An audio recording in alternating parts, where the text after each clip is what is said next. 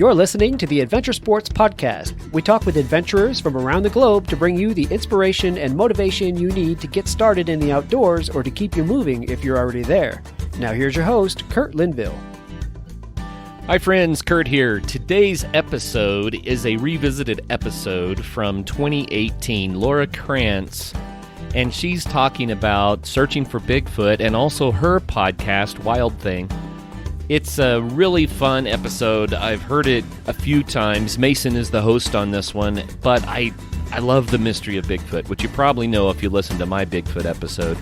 The idea that something might be out there that we've not yet captured and positively identified, but that so many people have encounters with. I love the idea of mysteries, of things that are just beyond the human ability to quantify.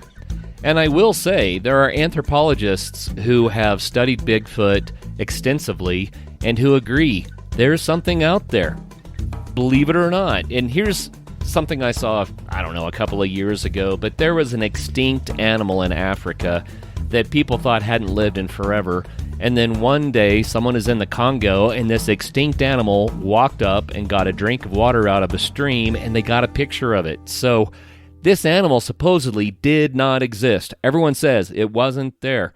Not only that, even gorillas. When people first saw gorillas in Africa and reported them, the scientific community said, no, that animal doesn't exist. And now, of course, we know they exist. So could there be something even more elusive than these sorts of animals that is out in the woods, that's smart enough to stay away from humans and numerous enough to have become part of the iconic, I'm going to call it an archetype for the big scary thing in the woods that humans have dealt with for thousands of years. Native American tribes say, of course he's out there. We've been living with Bigfoot forever. You know, it's just a crazy idea that we don't have one that's been captured. We don't have one that's been dissected. We don't have one that's been analyzed yet, but it doesn't mean he's not real. Whether you believe it's possible or not, one thing that is fun is to entertain the mystery and to ask the question, what if? Hope you really enjoy this throwback episode. Please do share it with a friend. Let others know that the Adventure Sports Podcast is out there, encouraging people to be active in nature, to have a sport that's rewarding, to have a more meaningful and healthier lifestyle. That's the goal of the Adventure Sports Podcast, to make a difference in the world. So enjoy your weekend. Can't believe it's Friday already, but I hope that you have a fantastic one. And now here's Mason. We talked to Laura Krantz about a crazy story when she came across the fact that she was related to an anthropologist who had spent much of his career looking for Bigfoot. And so after writing an article about this crazy coincidence and kind of all the things she began to find while looking at the life of her relative, she made a podcast about it, a really good podcast. And at the time she was working for NPR, started this podcast to just explore kind of the relationship between science and society and study the folks who look for Bigfoot. So it's a really interesting idea. And what I love about this and how it ties into Adventure Sports Podcast is just the concept of exploration. I love when I run into, an unexpected things happens, that in a certain day. I live for the spontaneous and for the unexpected. Just the other day, I think I might have already shared this story. I was kayaking probably a month ago now, and an old man was on the shore. I was with my son. We were paddleboarding, and we get to talking. This guy's almost 80, and we're just literally talking about our life, and there's a connection made. I mentioned my grandfather's name, and he goes, "Whoa, I know who that is." And this is, hours away from where I grew up. And come to find out, we're related. Me and this man I've never met before at a beach that I hardly go to, that I was paddleboarding on with my son, we're cousins. And I love stuff like that. So this story is so cool because you never know where if you just start looking, start unearthing things, start following curiosity, how it can just lead to more and more adventure. And that's what adventure is all about, is following curiosity and following that feeling of what's around the corner. So this podcast has 3 seasons, very well produced, very well critically acclaimed, lots of awards. Give it a shot, and it is called Wild Thing. So look for the podcast Wild Thing on your podcast app, give it a listen, and listen to Laura's story.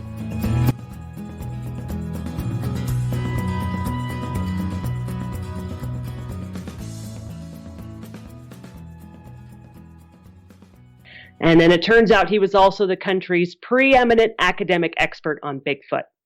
So I find out about this guy. This was probably about 10 years ago, and he had already passed away. And here he is, this like serious scientist. He's a physical anthropologist. He's well respected in his field. And then he also is looking for Bigfoot. And I kind of thought, well, if this guy's a scientist, maybe there's something more to this than I actually thought, because I always thought of Bigfoot as being kind of a joke, tongue-in-cheek campfire story, you know, the kind of story you tell when you're sitting around the campfire after a long day of hiking or camping. And so that was the genesis for the podcast, was going out and looking at the evidence and hearing some of the stories of people who have had Bigfoot encounters and going out into the woods with them. And sort of seeing what it is about this creature that fascinates so many people, even though they don't necessarily believe. So far, I've listened to a handful of episodes, and you admit that you're pretty skeptical and that it seems crazy, you know, especially if anyone involved in academia.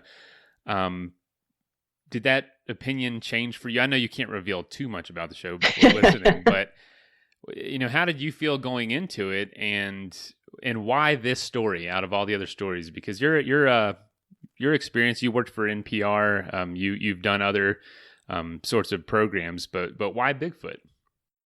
Yeah, well, the Bigfoot thing was because of this family relationship. The fact that this guy was my grandfather's cousin, that he had been so well respected, and then he was looking for Bigfoot. So I really wanted to sort of square those two things and figure out exactly why it was that he was willing to sort of put his credentials on the line, put his reputation on the line to go out and look for Bigfoot.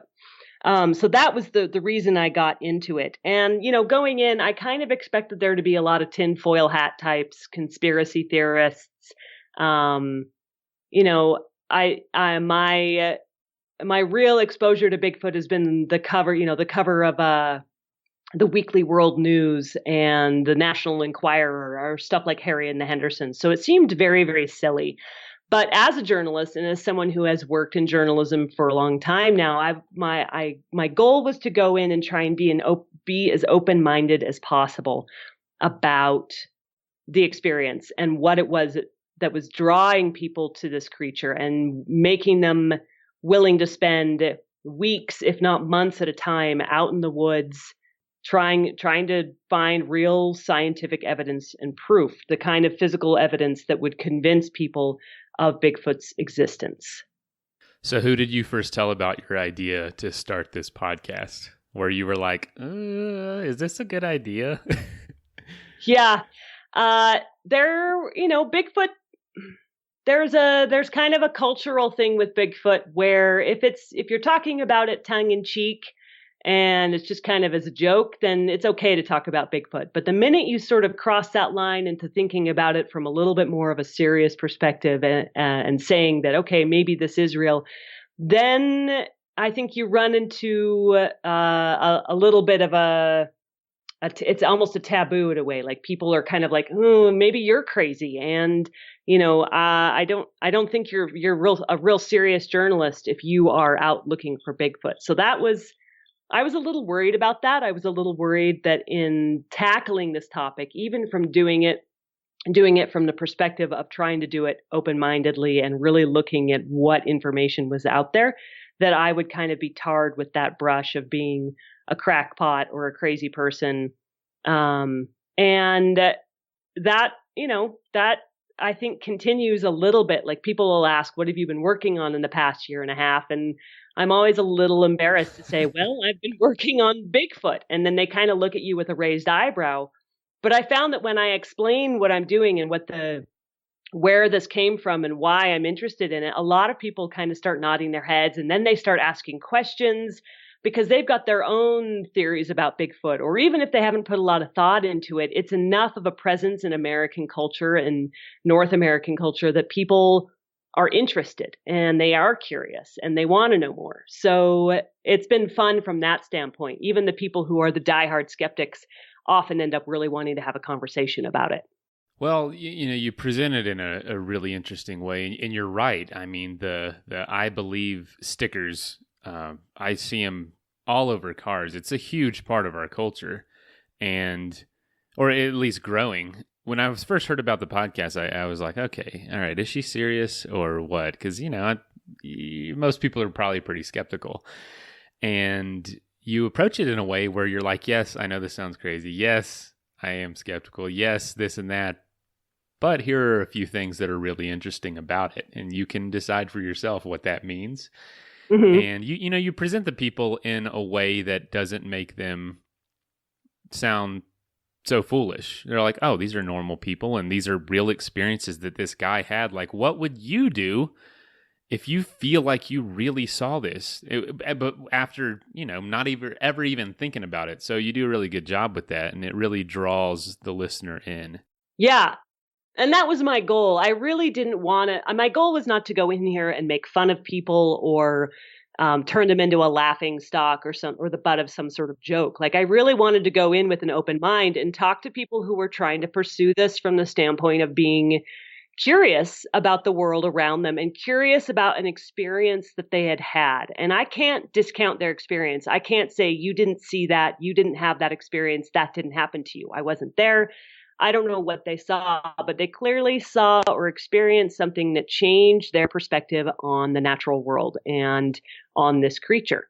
So from that standpoint, it's, it would be pretty rude of me, I think, to go in and be like, you're an idiot. So I really just wanted to hear their perspective on things. And I also ultimately, what I found out is, they're curious about the world. They have a question and they want to find an answer to it. They want to understand what either happened to them or happened to their friend, or understand more about the possibility for creatures like this existing out there. And to me, that's no crazier than people who are looking for life in outer space, or trying to bottle consciousness, or all the other sort of weird science things that we're constantly coming up with. That's part of being human, is asking those kinds of questions and trying to figure out the world around you and trying to figure out if what happened to you is really what happened, or if it's a misinterpretation of evidence. I just really didn't see what the issue was by the end of it. I know people, and I've had experiences myself that I just, to this day, I can't really explain. Mm-hmm. And every time I think about them, it is, a few hours of like, what was happening there? Why have I not pursued knowing what that meant more? But it's so daunting that, you just kind of tend to want to move on with your life. Yeah. And I think for some people, they kind of have those experiences and then they move on with their lives. And I think for some people, it's really life altering. They see something and it really changes things for them. I talked to a couple of people who picked up and moved states, moved their whole family, quit their job, and really became almost obsessed, not to the point where they couldn't keep a family and have a job and, live a normal life, but it really became their driving force. They really wanted to see this creature again, or have that experience again, and really understand what had happened to them. Now, to be fair, I was a little bit selective in the people I talked to, because Grover, this relative of mine, was a scientist and was approaching this from a more scientific standpoint. My feeling was those were the kinds of people that I needed to be talking to in order to pursue this the same way that he might have pursued it. So if someone said that Bigfoot was dropped off by aliens, or Bigfoot exists in another dimension, or Bigfoot travels through time, I tended to steer clear of the sort of paranormal, supernatural, magical Bigfoot, because that to me was that was a bridge too far. That was something that was going to be very hard, A, to prove, and B, I didn't see how that could work. How could this be the only creature in the universe that has those kinds of attributes, whereas every other creature on the planet is pretty well stuck with the biology that it's been given. So I did talk to people who tended to be pretty grounded in the laws of physics and nature and reality. These were people who, and a lot of them were outdoor enthusiasts. They're people who have spent a lot of time backpacking. And in the backcountry, they were people who were working for the Bureau of Land Management or the U.S. Forest Service, and really would be out in the middle of nowhere and have these kinds of experiences that changed their perspective on things. But they were people who were familiar with the outdoors, who were familiar with the wildlife in an area. And so they weren't someone who were going to be easily startled by a bear and not be able to recognize what it was. Let's take a quick message break and hear from the folks that help make this show possible. Hey friends, here at the Adventure Sports Podcast, health is really a priority. That's part of the reason why for over 10 years we've been encouraging people to get out there and have some fun, because when we become more active, it makes us healthier. Our focus on health is one of the reasons that I'm excited about today's sponsor, True Diagnostic. Did you know that your calendar age doesn't always match how old your body truly is? Your biological age, the age of your cells and organs, is actually the number one predictor of your risk for serious diseases like heart disease, cancer, dementia, and more. That's why learning your biological age can be truly life-changing, and that's exactly what the True Age test from True Diagnostic helps you do. It's a simple at-home test. You just prick your finger and then use the provided packaging and a prepaid envelope to send the sample in for testing.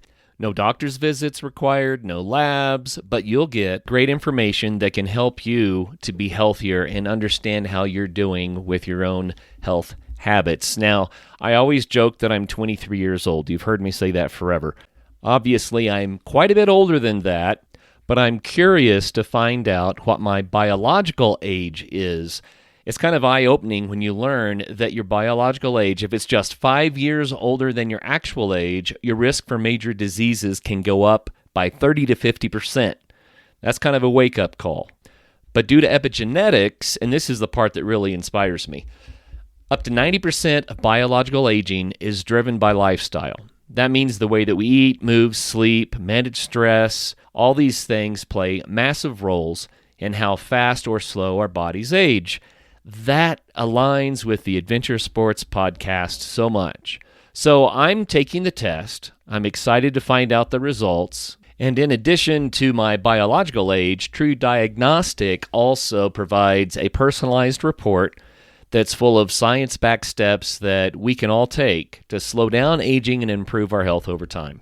If you care about protecting your health and want to find out what your real age is, head over to truediagnostic.com and use my code ASP to get 20% off your entire order or subscription. That's truediagnostic.com. Use ASP at checkout to get 20% off. Your future self will thank you.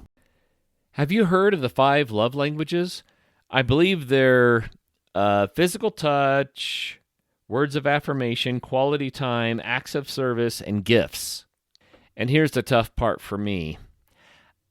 My wife's love language is gifts, and I'm just no good at it. That's why I am really excited about today's sponsor, Uncommon Goods.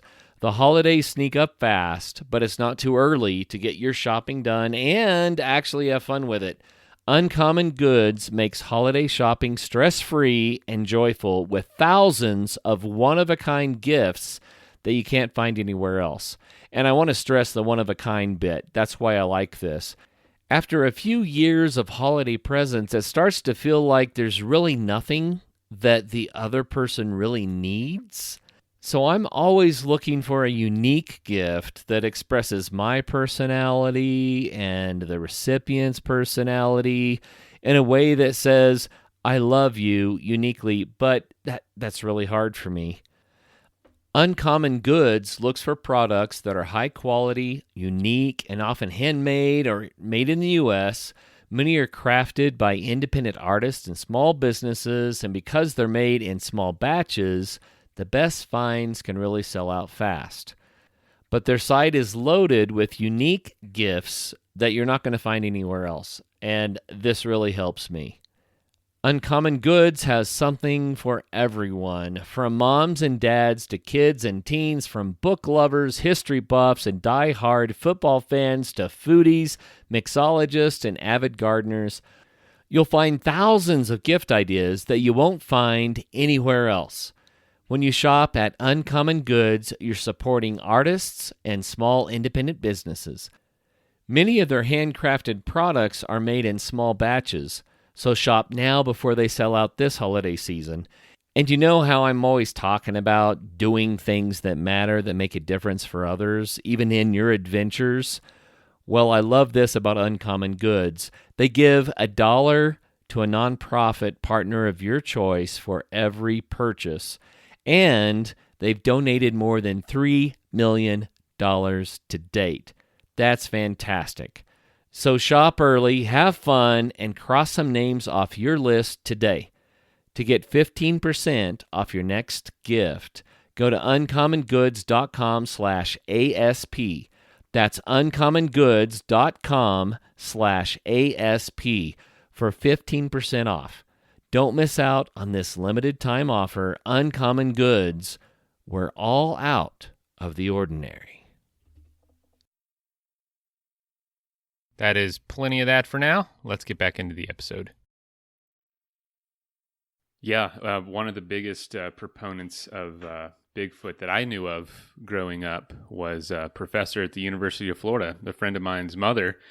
And she didn't teach anything that had to do with that, but she was obviously a very sensible person. And she just almost enjoyed the thought of there being an animal that big out there that we haven't discovered. And she was a believer. I don't think it was much from a scientific standpoint, more of like an entertainment value, but still, they're not all, like you said, aluminum foil, hat wearing UFO searchers. So did seeing those kinds of people, who had maybe these inexplicable experiences, as well as maybe just a belief without having any previous experience, did that change your perspective on what you view someone who believes in Bigfoot now?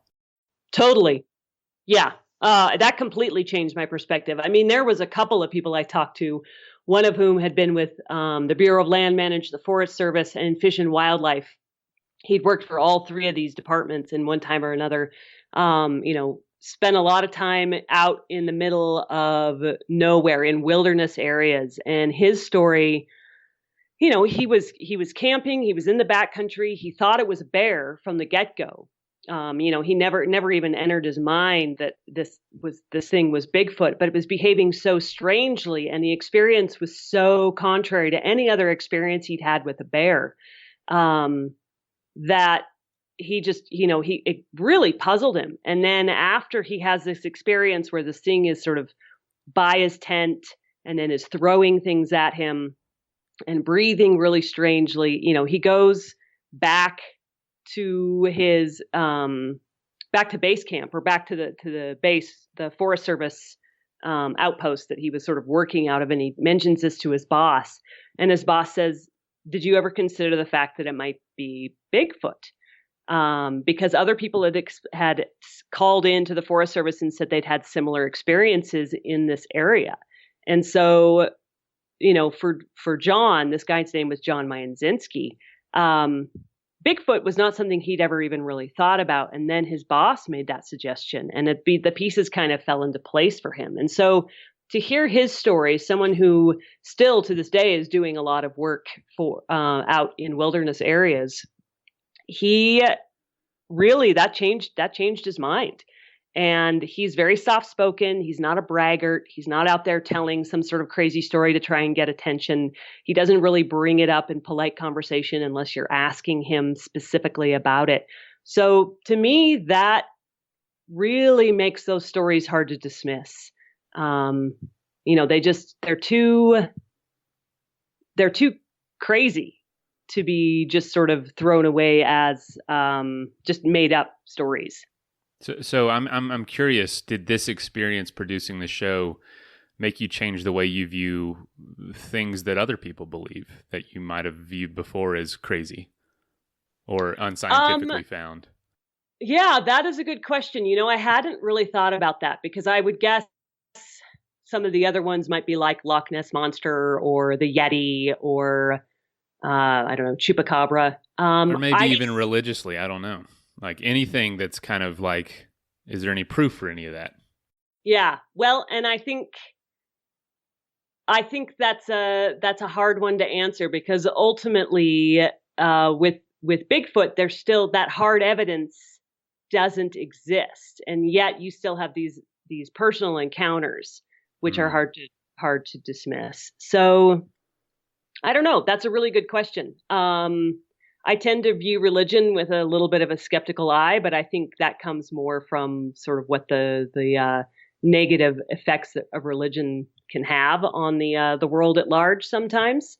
But if people have an experience where they think that they've spoken to God or seen angels, it's I guess it wouldn't be very sporting of me to say you should be open-minded about Bigfoot, but closed-minded about God. Like, that's good because I'm pretty skeptical too when it comes to anything that I can't necessarily can be proven or at least plenty of evidence for. But I listen to people that I know, specifically your podcast. I listened to it this morning, about 4 episodes, and it's like, man, these people are really good-hearted, sincere, and they have this belief that there is this giant freaking animal in this little peninsula. You know what I mean? That people are always backpacking in, and I was just in Olympic about a month ago, and and yeah.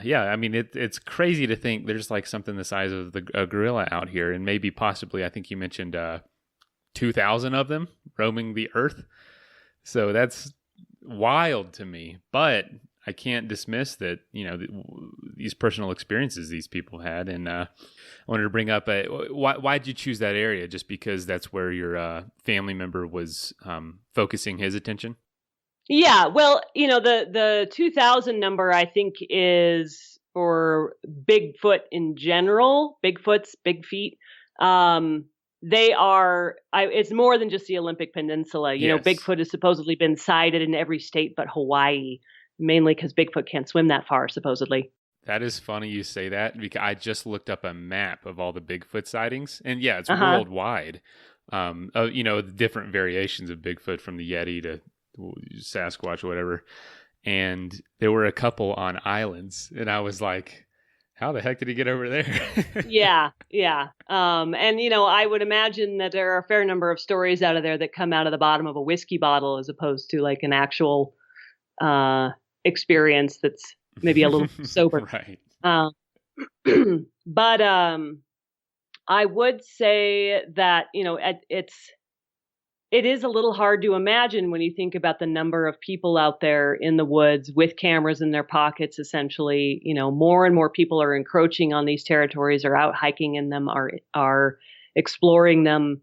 And that certainly does lower the possibility of something like this existing, since there hasn't been the kind of conclusive evidence and photographic evidence that would really, settle this matter once and for all. The reason I ended up on the Olympic Peninsula is partially because that's where Grover, my relative, did some of his work, but also because when I went out there, or when I was doing the research on this, I was invited to come look at these giant ground nests. And this timber company owned a bunch of land out adjacent to the Olympic National Forest. And it's private timberland, gated and locked. And a member of the family that owns that land was out doing a timber survey. And he was kind of walking through looking to see which trees they were going to be cutting for the next harvest. And he came across these giant nests. And they were basically 9 feet across. They were ground nests, and they were very intricately woven. They look like birds' nests, like much more not just like a heap of debris, but sort of deliberately manipulated and put together. And this is a guy who's been out doing this job for decades now, and he hadn't seen anything like it. So he's kind of scratching his head about the whole thing. And then he goes to, he calls up the Department of Natural Resources in Washington, and he calls up this group called the Olympic Project, which is the sort of local Bigfoot research group. And the representatives from both of those groups came out. They're all scratching their heads, wondering what this is. It doesn't look like a bear bed. It doesn't look like a deer bed. And so the timber company says, okay, we're curious enough about this that we're going to give you 5 years to figure out what these things are. We'll go log somewhere else. We're going to give you keys to the land, and we'll let you do this for 5 years. But at that point, we've got to come back and we've got to do the harvest. So this was about 3 years ago now, and the Olympic Project sat on these nests for 2 years because the nests had been freshly made. All of the flora in it was fresh. It was green still, had been freshly broken off. And those nests were basically maybe a month old at the most. So they kind of thought, all right, well, whatever made these might be coming back. So they sort of sat on them, not literally, but like sat near them and observed them for a couple of years to see if whatever made them would come back. Nothing did. So then they brought in another Bigfoot specialist, a guy named Jeff Meldrum, who's an anthropologist at Idaho State University and who kind of picked up the mantle from my cousin Grover. And he came out and looked at him and was also kind of confused. He said they look a lot like gorilla nests, because if you go online and you Google gorilla nests, you will see gorillas making these big ground nests. And it's something that's taught, like they teach the younger generations how to make these nests. You can actually see video of them weaving these things together. So again, nobody can say definitively that these were made by Bigfoot, but they are definitely weird. And so the decision was to take some samples from those nests and ship them off to a lab at New York University, where there is a molecular primatologist out there who runs DNA analysis. And so that's a big part of the storyline for the podcast is trying to figure out what these nests are. So I assume you won't share your views of that right now, of what those nests I don't want to give away the ending. Okay, perfect. Yeah, I didn't realize that the story was going to follow those nests so closely. So, man, I'm excited now because I actually looked up some pictures after I heard that, and it's really bizarre. It does look a lot like gorilla nests. It's like, is someone out there pranking people? Is it just some phenomenon? What is actually on them? So I'm really curious. That is a very bizarre part of the country, but isn't it beautiful out there? Oh my gosh, it's totally gorgeous. And while I was up there, I had a chance to go up to what is it, Cape Flattery. Okay, yeah.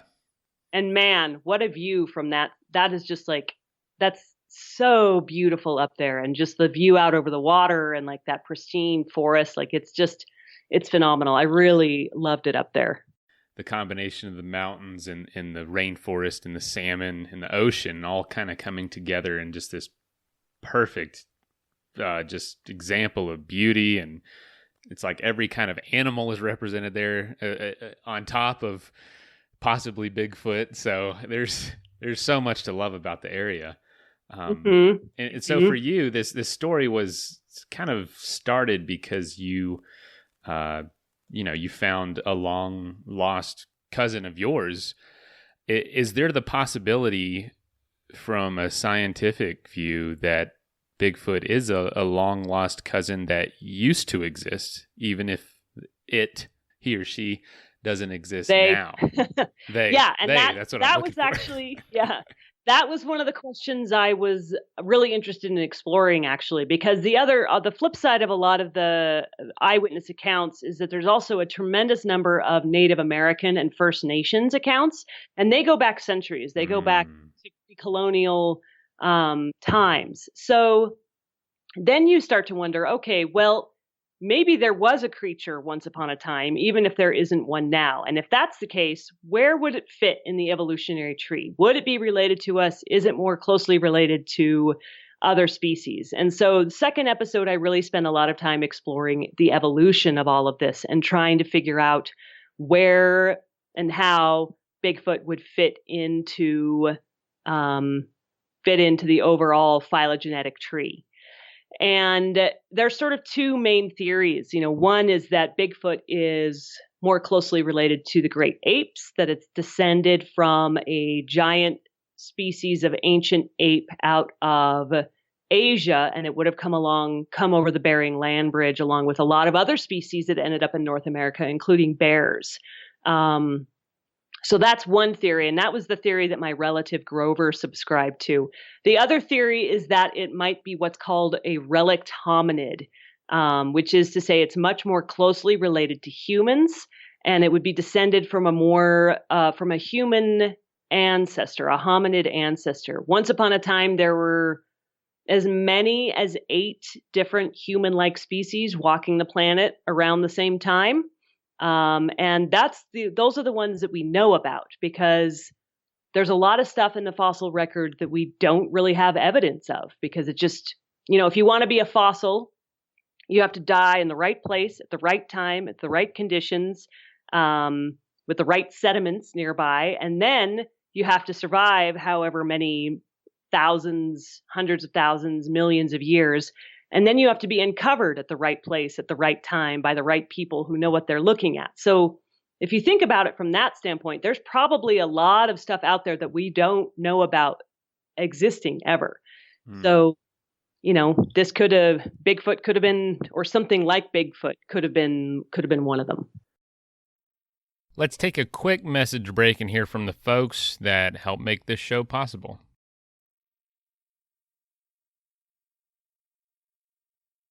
That is plenty of that for now. Let's get back into the episode. It's a good point, because my imagination is definitely open to the fact that, this exact animal of what we're picturing as Bigfoot, or very, very similar, could have easily existed at some point. And the fact that, fossils haven't been found. Well, I live right next to Dinosaur Ridge here in Denver, and it's literally a road that they started building and just started uncovering all these skeletons and all these footprints, and now they're all on display, but they stopped the process of building the road because they just were disrupting too many of these fossils, or finding too many. It was taking too long to build just this little road over a ridge. And just, I think last year, they were building a police station here, and an entire Triceratops fossilized skeleton was underneath. And so that's amazing. They stopped entire production. It was like one of the most well-preserved specimens ever found, all because they were building a new police station. So you have no idea what's under there. You're totally right about that. Right. Did you enjoy the process? Was it fun? Oh my gosh. Yeah, it was a blast. I mean, not only do you get to kind of you get to kind of come at this from almost like you're a little kid.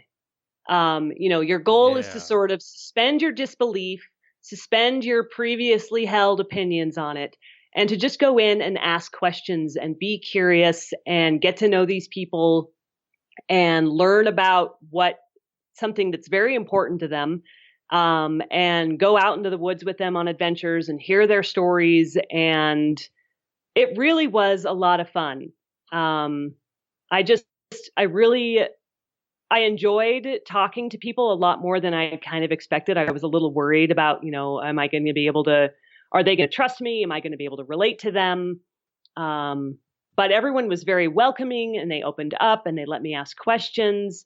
And it really was a lot of fun. Plus, I enjoy camping. I enjoy hiking, and I got a couple of opportunities to go out and do that. And then you add on the Bigfoot element of it, and it kind of makes it a little bit spooky and a little more thrilling. And yeah, I had a blast. That is awesome. So what's been the reception of the show so far? It's been really good. People have I've gotten tons of fan mail, which is fantastic. I've gotten very little hate mail, which is also fantastic.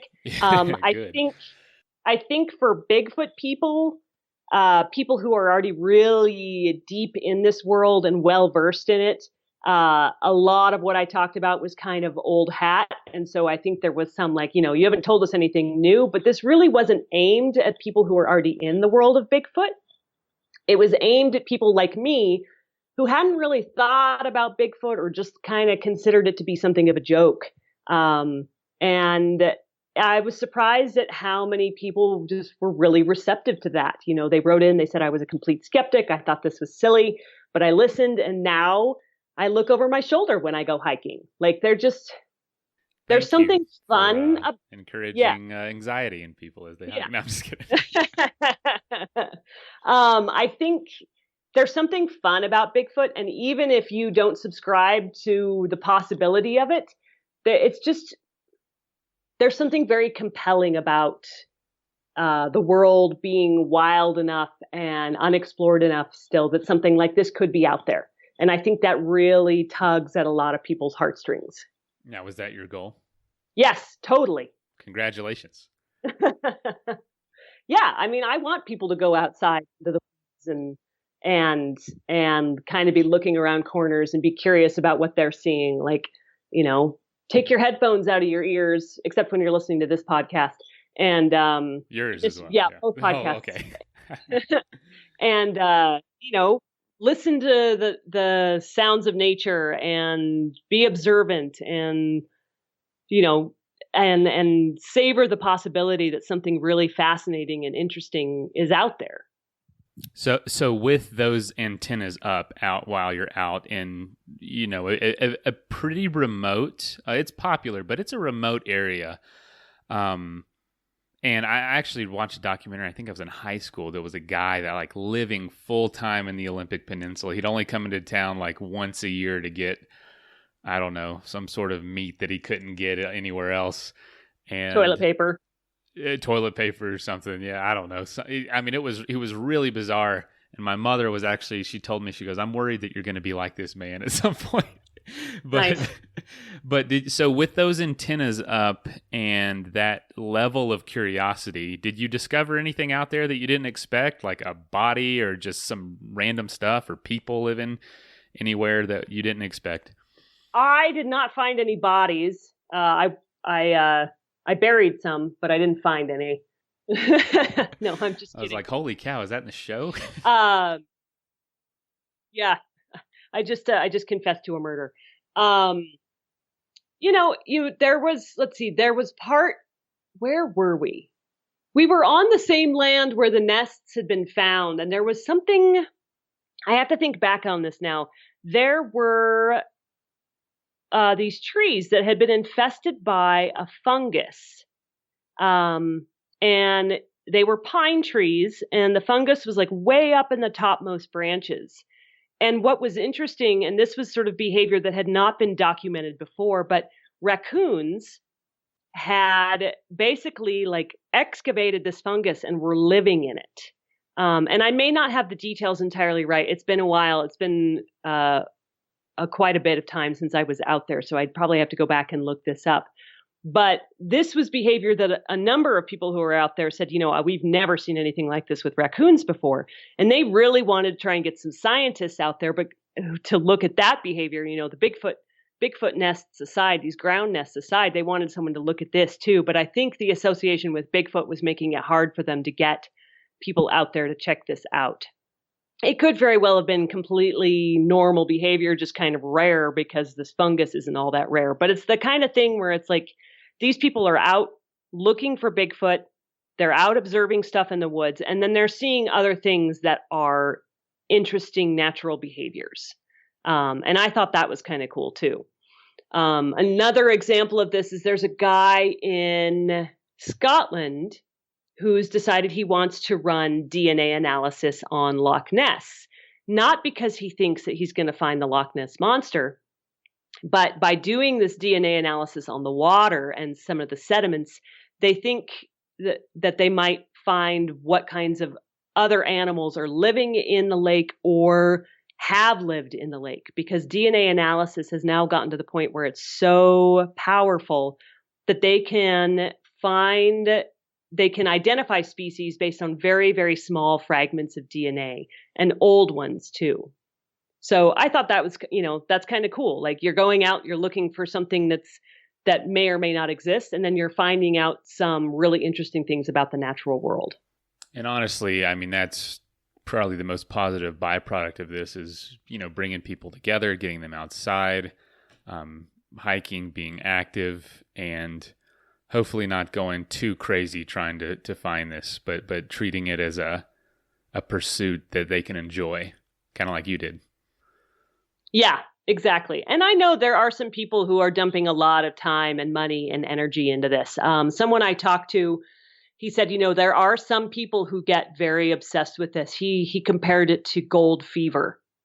If I can just find the body, if I can just get that photo, if I can just get this thing that will prove it, and they just get a little bit obsessed. But I think that has less to do with Bigfoot and more to do with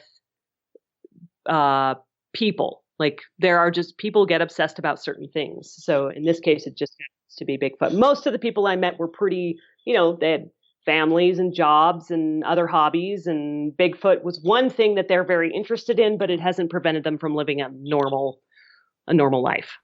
Good. Yeah. And I think so far what I've listened to, you've done a really good job of breaking that down because, we cover adventure sports. We cover everything from climbing Everest to, getting off the couch for the first time and to go hiking. And so, obviously with stuff like that, people get really obsessive. People spend their life savings to go climb Mount Everest, which, it's super dangerous. And is it ethically wrong? So it's all this stuff. They neglect their children for it. So we try to stay away from those kinds of people, but finding that balance is really important. So this can be, searching for Bigfoot can be a sport in itself.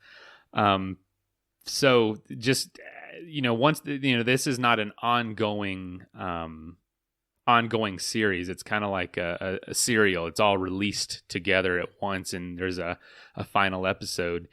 What do you think is next for you? And has this experience shaped the way you're going to be a journalist moving forward? Let's see. I don't know entirely what's next. I'm trying to sort of figure that out right now. The last episode for this podcast came out 2 days ago. So now your listeners are lucky. They can binge on the whole thing. They don't have to wait week to week. There'll be a couple more bonus episodes, some extra interviews that I did with interesting people who didn't really fit into the overall storyline, but were just fun interviews. Those are still to come out. But the main episodes are all done. And now, I need to figure out what I want to tackle next. I don't think I'm going to do something else cryptozoological simply because the reason I got into this was because of the relative that I had and his relationship with Bigfoot. So that's really what drew me in. I don't really have that feeling with any other creature like that. So now I'm trying to figure out what else would be interesting for me to cover and what else is kind of weird and compelling for listeners. So it's finding that balance. Like, how am I going to get people who are fascinated by Bigfoot to listen to something else? And so I have to find something that's probably equally a little bit out there. So no ideas rolling around yet, or no? I've got a kind few, of a but I'm just not ready to talk about them because they're not fully fleshed out, and I don't want any of your listeners to steal them. I don't want you to steal them. Right. Well, that's what I did before this. I was in jail for theft. No, yeah. I'm just kidding. No. Great job. It's really entertaining so far. I'm really excited to listen to the rest. And knowing that I can pretty much binge on it all today, I probably will. Oh, good. How many episodes is it total, just so our listeners know? Yeah, so there are 9 main story episodes, and then there will be 4 bonus episodes. 2 of those have already come out, and then there'll be 2 more. You can go and find my podcast, Wild Thing. It's available on Apple Podcasts. It's available on Stitcher, pretty much anywhere you get podcasts. You can also check out our website, which is wildthingpodcast.com. And if you don't listen to podcasts through the normal channels, you can hear it there too. Yeah. So listen up, and then tell all of your friends. Perfect. Yes. And that was my next question was, how can people listen? How can they be in touch with you? If there's anything else you want to plug, feel free. But thank you so much for being on the show. This has been really, really fun. Oh, you're welcome. Thank you for having me. And yeah, if you go to the website, you can find a way to contact me. I'm also on Facebook, Instagram, and Twitter, and the handle for that is Wild Thing Pod. Perfect. All right. And I will plug all that when we release the show. And, Awesome. Yeah, I'm excited. Yeah, thanks for doing this. And I look forward to your future stories. I'm excited to see what the next one's going to be. Awesome. Thank you so much. Take care. Yep, you have a good one. You too. Bye-bye. Bye. First of all, thank you so much for listening. It means the world to us that you choose to listen to this show. If you'd like to help us further, you can leave a review on iTunes, share us with your friends, your family. It goes a long way to growing the show. You can also support us financially through patreon.com/adventuresportspodcast. Link is in the show notes. And also, if you have an idea of who could be a good guest for the show, we're always looking for people to tell their story about the outdoors or adventure. So if you know someone, please reach out. Email us at info@adventuresportspodcast.com. And until then, get out there and have some fun.